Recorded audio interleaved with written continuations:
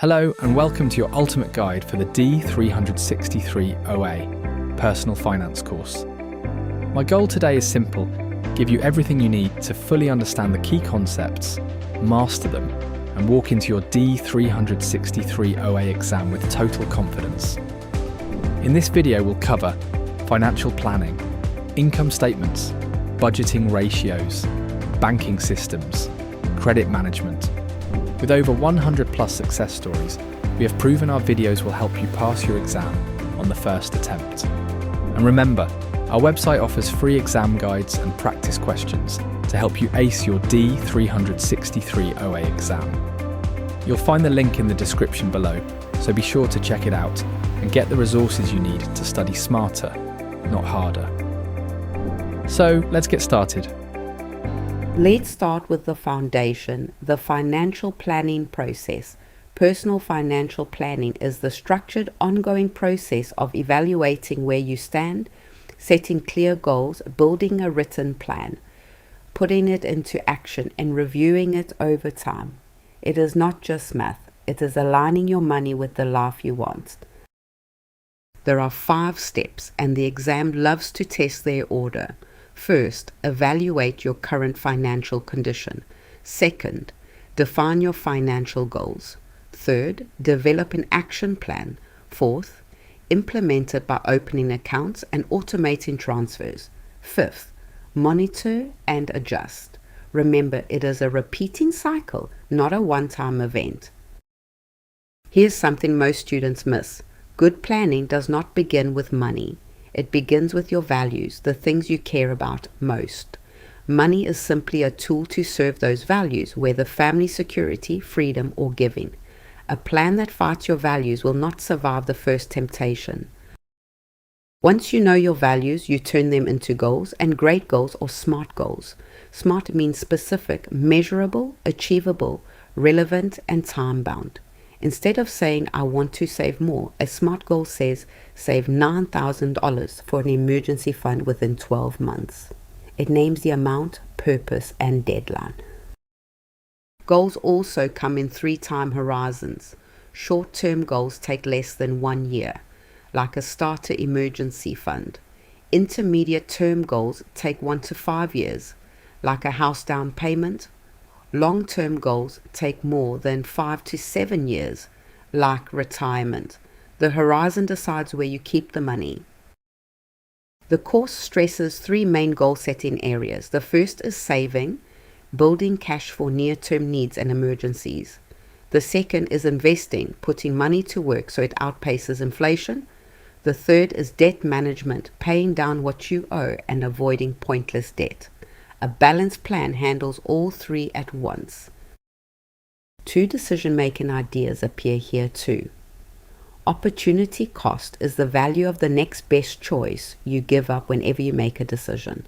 Marginal cost is the extra cost of 1 more unit, and marginal utility is the extra satisfaction from 1 more unit, which usually shrinks the more you already have. Here's a trap to watch. When a question asks the first step in financial planning, the answer is evaluate your current condition. But when it asks the first step in budgeting, the answer is set financial goals. They sound alike, yet they are different questions. Read each one carefully and slowly. What we just covered is exactly the kind of material in our free practice question bank. And these are not just basic recall questions. They are built to test your deep understanding with realistic scenarios, just like the real exam will. Working through them now helps lock this knowledge in. Now, let's cover the 3 personal financial statements because this is tested heavily. Here is the simplest way to remember them. The cash flow statement shows the past, where your money came from and went. The balance sheet shows the present, what you own minus what you owe, and the budget shows the future. Look closer at the cash flow statement, also called the income and expense statement.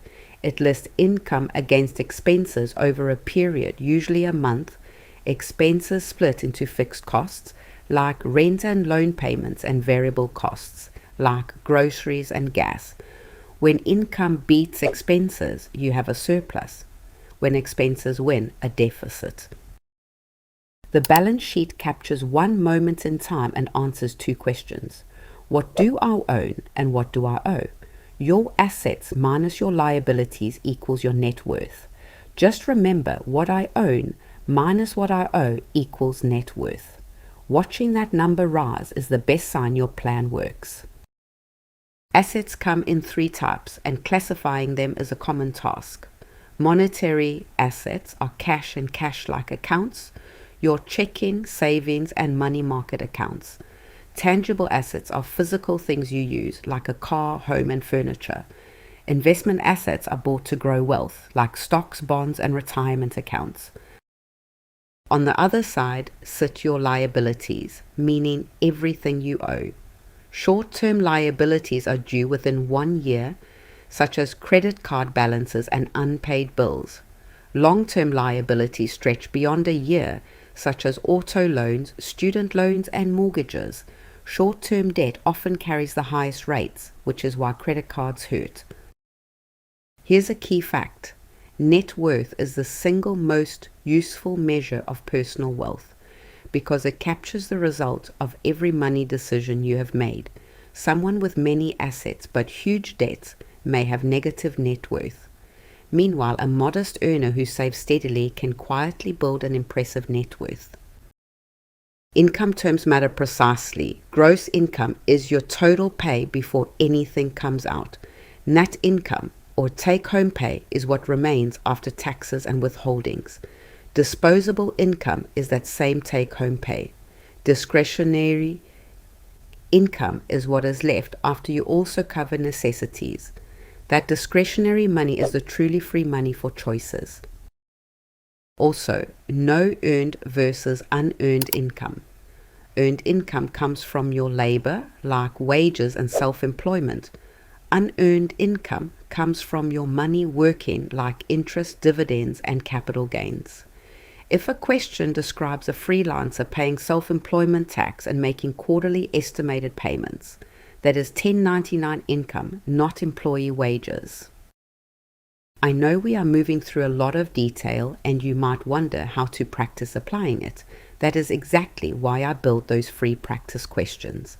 They help you work through problems that combine several concepts at once, which is precisely how the real exam likes to challenge you. Now, this is where it gets interesting. Financial ratios turn raw dollars into meaningful comparisons, and the exam tests them constantly. The trick is matching each ratio to the question it answers. Let me walk you through the most important ones with simple examples, so you instantly know which tool to reach for. The liquidity ratio answers, do I have enough cash for emergencies? Divide your monetary assets by your monthly expenses. If Bob has $9,000 in cash and spends $3,000 a month, that equals 3 months saved. It meets the bare minimum, but most experts want you to aim for 3 to 6. The debt to income ratio answers, is my total debt too high? Divide annual debt payments by gross income. The rule is that debt to income should not exceed 36%. If Maria pays $19,000 in yearly debt on $60,000 of income, her ratio is 32%, which is healthy. A related ratio is debt payments to disposable income, looking only at non-mortgage debt against take-home pay. 14% or less is desirable. 15 or more is a warning. 2 more to know the asset to debt ratio should stay above 1, and the loan to value ratio compares a loan to its property. Here's one number you must memorize. Your emergency fund should hold 3 to 6 months of living expenses, not income, expenses. 3 months suits a stable dual income household, while 6 months fits a single earner or unpredictable pay. Keep it liquid, safe, and separate, ideally in a high-yield savings or money market deposit account. Now to budgeting, the most powerful behavior-changing tool in personal finance. A budget is a forward-looking plan for future income. Remember clearly, the first step in budgeting is to set your financial goals. not to list expenses. Without goals, a budget is just record keeping. With goals, every dollar gets a clear purpose. Several budgeting techniques exist, and the exam may ask which fits a situation.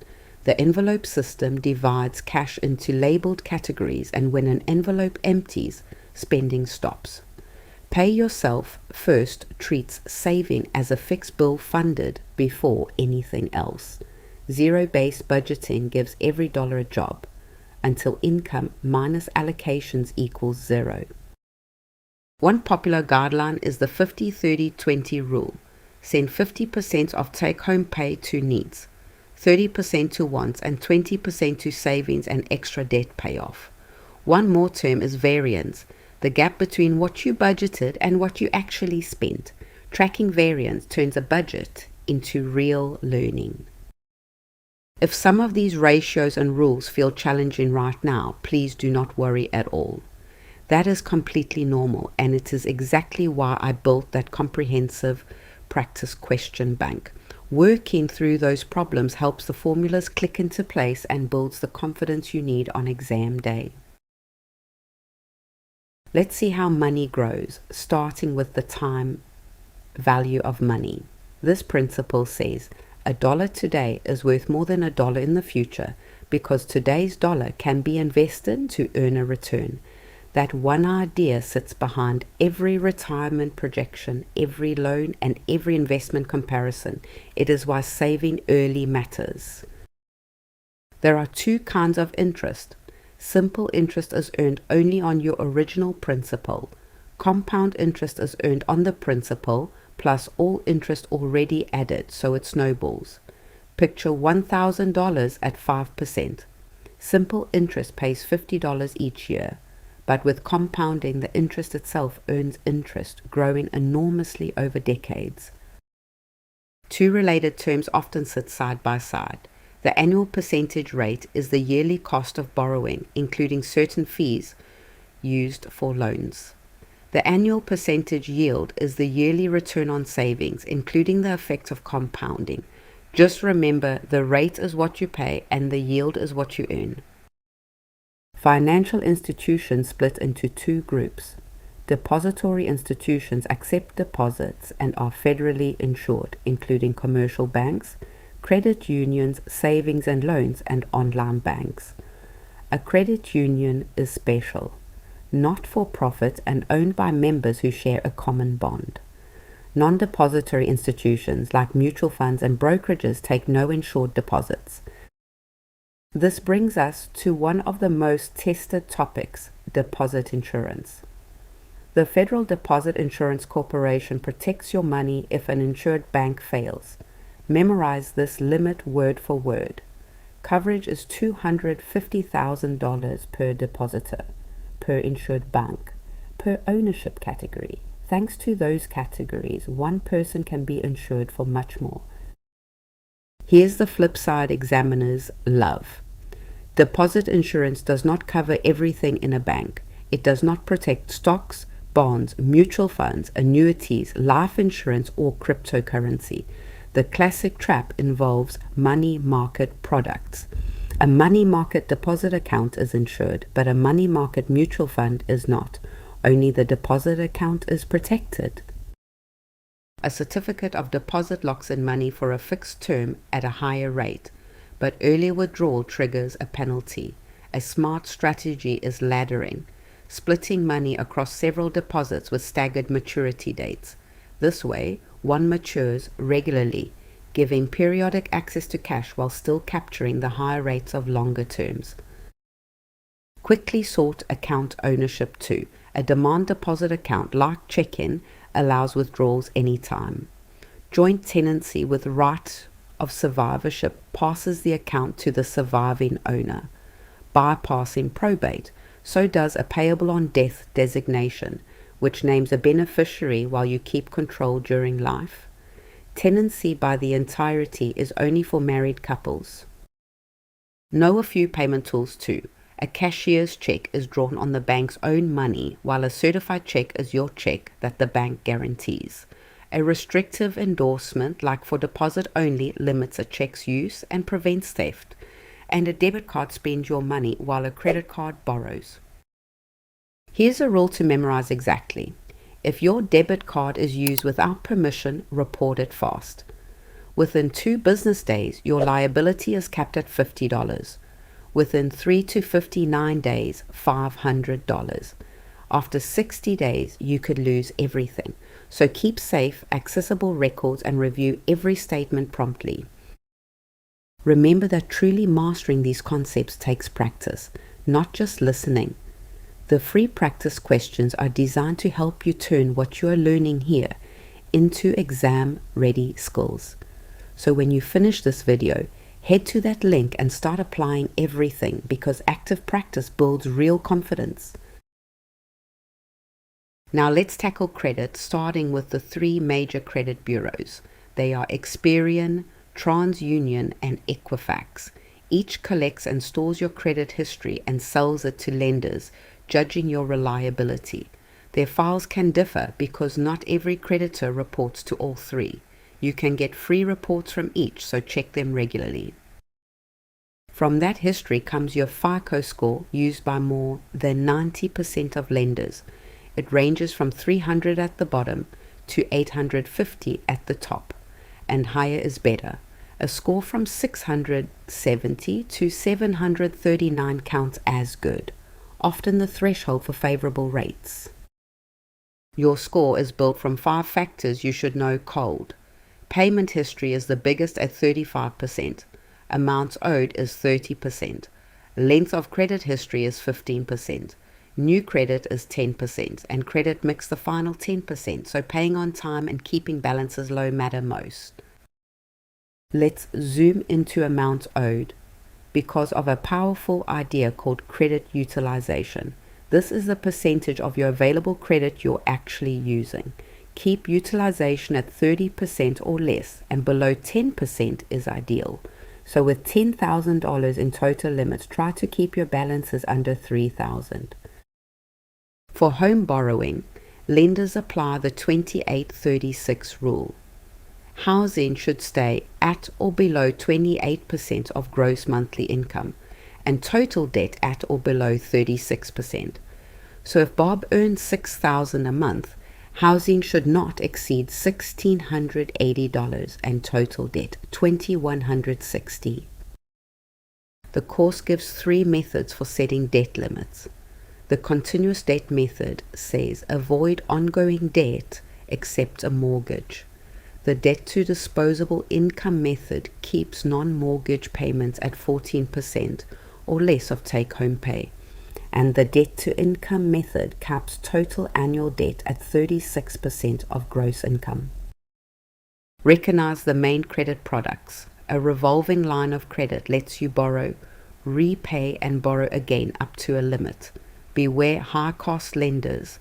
Payday loans can reach 300 to 700% yearly, and pawn shops keep your item if you do not repay. To build credit, a secured card backed by a deposit works well. A quick warning about car loans and negative equity. Cars lose value fast, often 20% in the first year.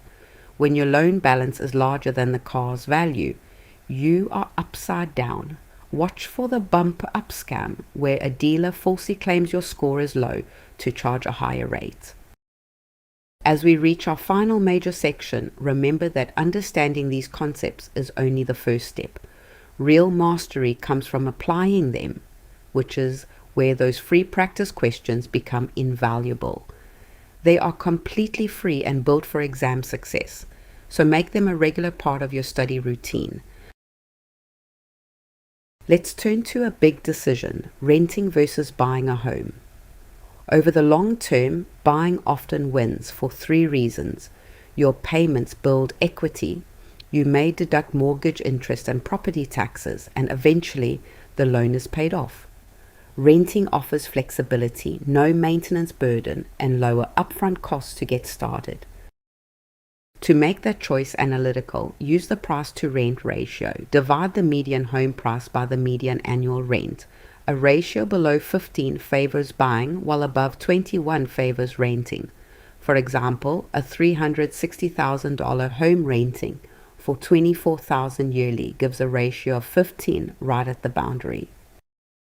When you buy, your monthly mortgage payment usually has 4 parts captured by the word PITI. That is principal, reducing your loan, interest, the cost of borrowing, taxes, your property taxes held in escrow, and insurance, your homeowner's coverage also escrowed. So one payment quietly splits into those 4 buckets each month.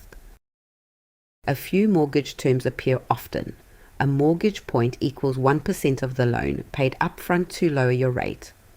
The loan-to-value ratio compares your loan to the home's value. If your down payment is under 20%, meaning loan-to-value above 80%, you usually pay private mortgage insurance. Here's something powerful about how mortgages get paid off called amortization.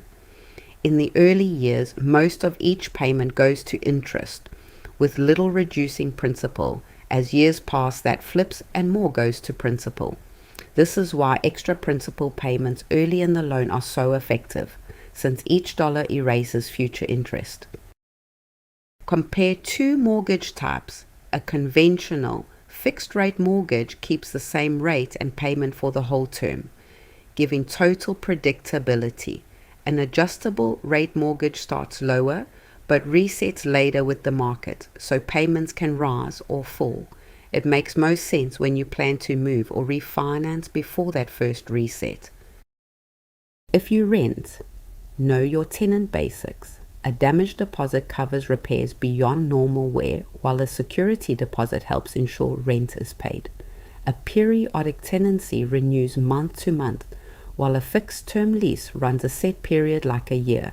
Landlords must keep the home habitable and cannot retaliate against tenants. Now zoom out to the economy, because the exam test indicators, procyclic indicators, move with the economy like gross domestic product and retail sales. Counter-cyclic indicators move opposite, and the classic example is the unemployment rate climbing in recessions. Leading indicators change before the economy, like the stock market and new housing permits. A few final economic ideas. Inflation is a sustained rise in prices that erodes purchasing power, and the Federal Reserve targets about 2% yearly. The business cycle moves through expansion, peak, contraction, and trough, with recession meaning roughly 6 months to a year of decline. And a fiduciary must legally act in your best interest. Before we wrap up, do not forget to grab those free practice questions from the link in the description.